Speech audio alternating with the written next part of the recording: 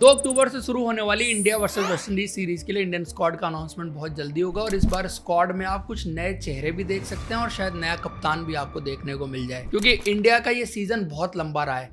IPL के बाद India ने 5 टेस्ट मैच इंग्लैंड में खेले, उसके बाद एशिया कप खेल रहे हैं, फिर वेस्ट इंडीज की सीरीज है, फिर ऑस्ट्रेलिया का दौरा है, फिर साउथ अफ्रीका की सीरीज है, फिर न्यूजीलैंड की सीरीज है और फिर T20 वर्ल्ड कप, फिर आईपीएल।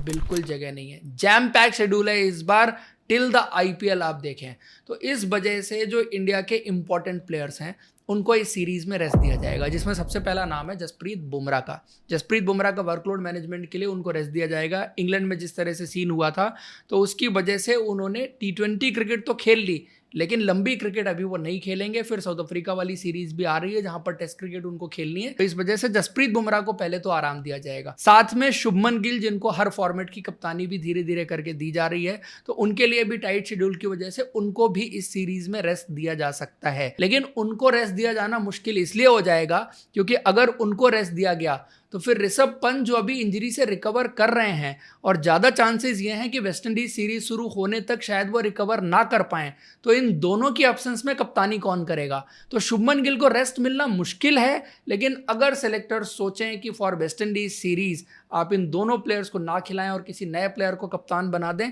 प्रैक्टिकली ये मुश्किल लगता है लेकिन होने को हो भी सकता है। अगर ये दोनों ही प्लेयर इस स्क्वाड का हिस्सा नहीं होते हैं तो ऐसे में ऐसे प्लेयर को कप्तान बनाया जाएगा जिसके पास अच्छा एक्सपीरियंस हो और एक टेम्परेरी अरेंजमेंट होगा। तो उसमें जो ऑप्शन निकल करके आते हैं उसमें एक नाम केएल राहुल का है और दूसरा नाम रविंद्र जडेजा का है। इन दोनों में से कोई फिर आपको कप्तानी करता हुआ नजर आ सकता है India versus West Indies series के लिए। प्लेयर कौन कौन से पिक होंगे? प्लेयर आप ज़्यादा चेंज नहीं देखेंगे, आप सीधा जो प्लेयर इंग्लैंड के खिलाफ खेल रहे थे 18 मेंबर स्क्वाड था उसमें से कुछ प्लेयर्स के नाम कटने वाले हैं, खास करके कुछ फास्ट बॉलर हो सकते हैं और कुछ बल्लेबाज हो सकते हैं। तो सबसे पहले अगर ओपनिंग से शुरू करें तो केएल राहुल और यशस्वी जायसवाल, वो दोनों तो खेलेंगे ही खेलेंगे। दोनों का प्रदर्शन भी इंग्लैंड में बहुत अच्छा रहा था, तो 2 प्लेयर ही हो गए। उसके बाद साई सुदर्शन, भले ही उतना अच्छा उन्होंने नहीं किया इंग्लैंड में, लेकिन घर पे जो मौके मिलेंगे मुझे लगता है कि वो उसको दोनों हाथों से ग्रैब करेंगे और इंडिया के लिए फ्यूचर नंबर 3 के रूप में उनको ही ग्रूम किया जाएगा। क्योंकि पहले थोड़ा सा कंफ्यूजन था, करुण नायर को खिलाया जाए नहीं खिलाया जाए, कहां खिलाया जाए, तो उस वजह से करुण नायर को 3 नंबर पर भी खिलाया गया। लेकिन लास्ट में आपने देखा कि गौतम गंभीर और टीम मैनेजमेंट ने ये इंडिकेशन दे दिया था कि साई सुदर्शन आपके लिए नंबर 3 रहने वाले हैं और आने वाली सीरीज में भी उनको नंबर 3 के हिसाब से मौका मिलने वाला है। देन चौथे प्लेयर जो है वो ध्रुव जुरेल हो जाते हैं। अब अगर ऋषभ पंत नहीं खेलेंगे तो Dhruv Jurel main wicket keeper batsman हो जाएंगे। Dhruv Jurel main wicket keeper batsman हो जाएंगे तो बैकअप में कौन आएगा? जो इंग्लैंड गया था एन जगदीशन, उसके बाद उनकी परफॉर्मेंस भी बहुत अच्छी रही है और वो एक ओपनिंग का भी ऑप्शन लेके आ जाते हैं, तो आपको बैकअप ओपनर भी मिल जाएगा ऐसे में। हालांकि पिछले स्क्वाड में अभिमन्यु ईश्वरन मौजूद थे लेकिन उनको मौका नहीं मिल पाया था और जब 2 ओपनर एक साथ खेल रहे थे अभिमन्यु ईश्वरन ने उस वक्त पर नंबर 3 पर बल्लेबाजी की थी, तो वो अपनी जगह रिटेन करेंगे और शायद ये वो सीरीज हो सकती है जहां पर अभिमन्यु ईश्वरन को आप इंडिया के लिए टेस्ट कैप मिलते हुए देखें। ये बहुत बड़ा मूवमेंट हो सकता है उनके लिए, ये सीरीज उनके लिए बहुत इंपॉर्टेंट हो सकती है। जो लंबे टाइम से अपनी बारी का इंतजार कर रहे हैं, अब देखना है कि उनको रिवॉर्ड मिलता है नहीं मिलता, बट ज़्यादा चांसेस हैं कि उनको इस बार उनकी टेस्ट कैप मिल जाएगी। उसके बाद नीतीश कुमार रेड्डी यहाँ पर खेलेंगे क्योंकि नीतीश कुमार रेड्डी की यूटिलिटी टीम मैनेजमेंट अब समझ रही है और उनको एज अ बैट्समैन भी खिलाने तक के लिए तैयार है। यहाँ पर गेंदबाजी कम करेंगे, 4 ओवर 5 ओवर 6 ओवर 10 ओवर, जितनी गेंदबाजी वो कर सकते हैं उतनी गेंदबाजी को एक्सेप्ट करके, क्योंकि इंडिया ये जानती है कि हमको अगर ओवरसीज जाके सीरीज जीतनी है, अच्छा परफॉर्मेंस करना है, तो एक फास्ट बॉलिंग ऑलराउंडर जरूर तैयार करना पड़ेगा और नीतीश कुमार रेड्डी में वो कैपेबिलिटी है क्योंकि आंध्रा के लिए उन्होंने किया हुआ है। बल्लेबाजी में उनके पास वो पोटेंशियल है, कम से कम इंडियन कंडीशंस में वो नंबर 6 पर आकर के एज ए प्योर बैट्समैन बल्लेबाजी कर सकते हैं। कहने के लिए बहुत सवाल उठते हैं कि मेन बैट्समैन के साथ आप कंपैरिजन नहीं कर सकते, एक डिफरेंट टेम्परामेंट होता है, डिफरेंट बात होती है, बट ऑस्ट्रेलिया में उन्होंने 100 बना के दिखाया था, जिस तरह की मैच्योरिटी उन्होंने दिखाई, व्हाइट बॉल क्रिकेट में जिस तरह का उनका प्रदर्शन रहा, तो एक पोटेंशियल प्लेयर जिसमें ऑलराउंड एबिलिटी है उसको यहाँ पर डेवलप करने का प्रोग्राम लेके आ रहे हैं। उसके बाद रविंद्र जडेजा, वो तो रहेंगे ही रहेंगे, शायद लीडरशिप रोल में भी उनको लेके आने की बात की जा सकती है अगर शुभमन गिल और ऋषभ पंत दोनों नहीं खेलते हैं। तो वो हो गए एक स्पिनर। उसके बाद वाशिंगटन सुंदर दूसरे स्पिनर।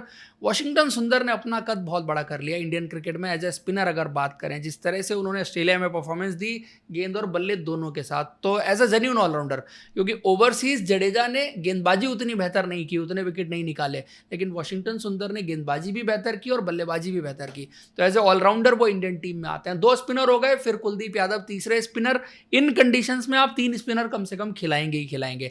जब आप 3 स्पिनर खिलाएंगे ना, तो स्क्वाड में आप 4 स्पिनर पिक करेंगे और चौथा स्पिनर हर्ष दुबे आपको यहां पर देखने को मिल सकता है। लास्ट टेस्ट सीरीज जब इंडिया ने घर पे खेली थी, तब भी इंडियन स्क्वाड में 4 स्पिनर थे, तो उस वक्त पर आर अश्विन खेल रहे थे और 3 स्पिनर यही थे। उसके बाद अगर फास्ट बॉलिंग की बात की जाए तो इंडिया यहां पर 2 फास्ट बॉलर ही खिलाने वाली है। तीसरा फास्ट बॉलर या ऑलराउंडर जो है वो नीतीश कुमार रेड्डी रहने वाले हैं। इस तरह की सोच जो है वो क्लियर होती हुई नजर आ रही है। इसलिए स्क्वाड में 3 ही फास्ट बॉलर होंगे और वो 3 फास्ट बॉलर जो आपके इंग्लैंड में थे, मोहम्मद सिराज, आकाशदीप और प्रसिद्ध कृष्णा, ये 3 फास्ट बॉलर आपको इंडियन स्क्वाड में दिखाई देने वाले हैं। हालांकि चाहिए इंडिया को कि यहां पर कुछ एक्स्ट्रा फास्ट बॉलर आप ऐड ऑन करें, क्योंकि इन तीनों की फिटनेस को लेकर के सवाल है।